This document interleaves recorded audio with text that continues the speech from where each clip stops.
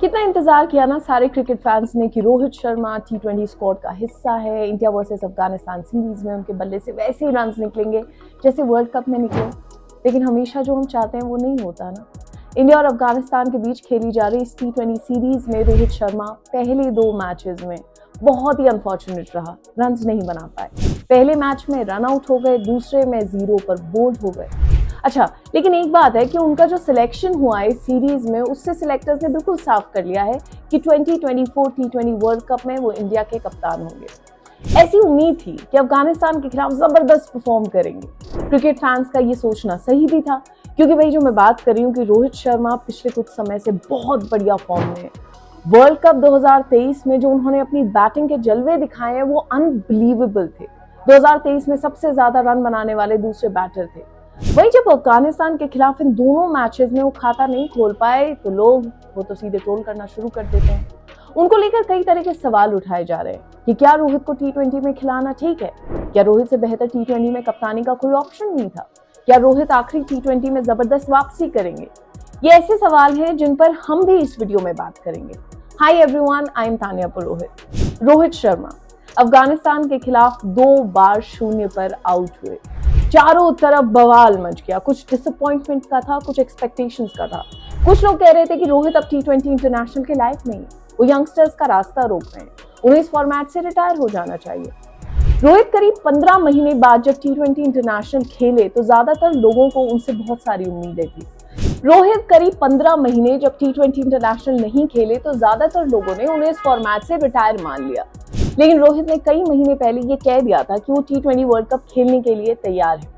अगर अफगानिस्तान सीरीज की बात करें तो पहले मैच में बड़ा अनफॉर्चुनेट रन आउट हुआ शुभमन गिल के और उनके बीच कंफ्यूजन हुआ, लेकिन दूसरे मैच में जरूर कैजुअल शॉट खेले। एक क्रिकेट फैन होने के नाते हम भी कह रहे हैं, सब कह सकते हैं कि पहली गेंद पर इस तरह का आक्रामक स्ट्रोक लगाने की कोशिश नहीं करनी चाहिए थी। लेकिन एक बात हमेशा याद रहे कि रोहित का ना ये स्टाइल रहा है, वो हमेशा पहली गेंद से गेंदबाजों पर प्रेशर बनाते हैं। वर्ल्ड कप 2023 इसमें उनकी यही अप्रोच थी और उसी के चलते भारत ने बड़ी बड़ी टीम्स पर प्रेशर बनाया शुरुआत में और शिकस्त दी।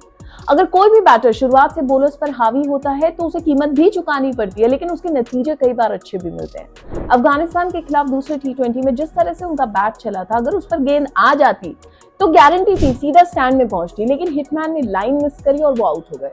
और उनके आउट होने के बाद कई लोग रोहित की पिछली 5 T20 इंटरनेशनल में इनिंग्स में रन चेस का स्कोर शेयर कर रहे हैं। मैं मानती हूँ कि हिटमैन पिछली 5 T20 इंटरनेशनल इनिंग्स में सिर्फ 4 ही रन बना पाए हैं।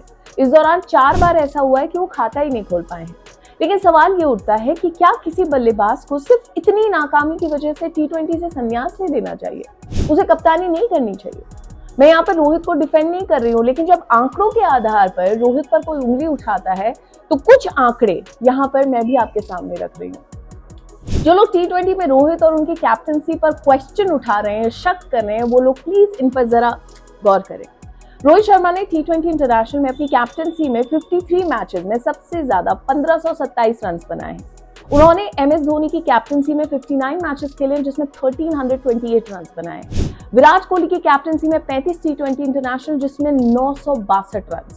अक्सर कहा जाता है कि कैप्टन बनने के बाद खिलाड़ी पर प्रेशर आ जाता है, लेकिन रोहित उन्होंने कम से कम T20 इंटरनेशनल में इसे पूरी तरह से गलत साबित कर दिया। और तो और रोहित ने T20 इंटरनेशनल में कैप्टनसी करते हुए 2 शतक लगाए। अफगानिस्तान के खिलाफ दूसरे मैच में आउट होने के बाद ये कहा जा रहा है कि रोहित शर्मा जो है वो भाई चेज में उतने अच्छे नहीं है। एक बात याद रहे, रोहित ने T20 इंटरनेशनल में बाद में बैटिंग करते हुए अपने करियर में सबसे ज्यादा रन्स बनाए हैं। भारत ने रोहित के रहते जिन 19 T20 इंटरनेशनल्स में टॉस जीतकर पहले बैटिंग करी, उनमें हिटमैन ने 491 रन्स बनाए। वहीं रोहित के रहते भारत ने जब 54 मैचों में टॉस जीतकर बाद में बैटिंग करी तो उसमें हिटमैन ने 1194 रन्स बनाए।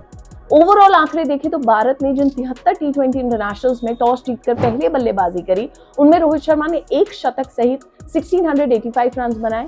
जिन 77 T20 इंटरनेशनल मैचेस में भारत ने टॉस हारकर बैटिंग करी, उनमें रोहित ने 3 शतक सहित 2168 रन बनाए। ऐसा नहीं है कि रोहित T20 इंटरनेशनल में कमजोर टीमों के खिलाफ सबसे ज्यादा रन बनाते हैं। नाउ एक बार फिर से आंकड़ों पर गौर करें।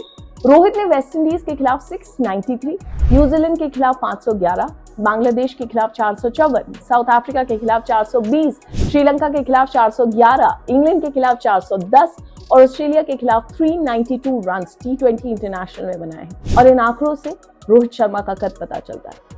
रोहित शर्मा मौजूदा समय में T20 इंटरनेशनल में सबसे ज्यादा रन बनाने वाले दुनिया के दूसरे बल्लेबाज हैं। 150 मैचों में अब तक 3,853 रन बनाए हैं, जिसमें 4 शतक शामिल हैं। T20 इंटरनेशनल में रोहित का रिकॉर्ड इस बात का गवाह है कि जब जब हिटमैन ने कुछ मैचों में कमजोर प्रदर्शन किया है, उसके बाद उन्होंने जबरदस्त वापसी करी है। और उम्मीद यही है कि बेंगलुरु में खेले जाने वाले तीसरे और आखिरी T20 में रोहित शर्मा अपने हिटमैन अवतार में नजर आएंगे और एक बढ़िया पारी खेलेंगे। क्या आपको लगता है कि रोहित शर्मा, जो जाने जाते हैं इस चीज के लिए, कम बैक करेंगे in the third T20 match? हमें कमेंट्स में जरूर बताएं। और जो लोग ये भी कह रहे हैं कि रोहित शर्मा को रिटायर हो जाना चाहिए, उनके बारे में आपका क्या कहना है? क्या आप सहमत हैं उनकी इस बात से या आप उनके अगेंस्ट हैं? हमें कमेंट्स में बताएं विद योर रीजंस। और आपको हम ये बता देते हैं कि हम हर सोशल मीडिया प्लेटफॉर्म पर अवेलेबल हैं और इसी तरह से स्पोर्ट्स से जुड़ा हुआ एक्सक्लूसिव कंटेंट आपके लिए लेकर आते रहेंगे। तो जुड़े रहिए हमारे साथ।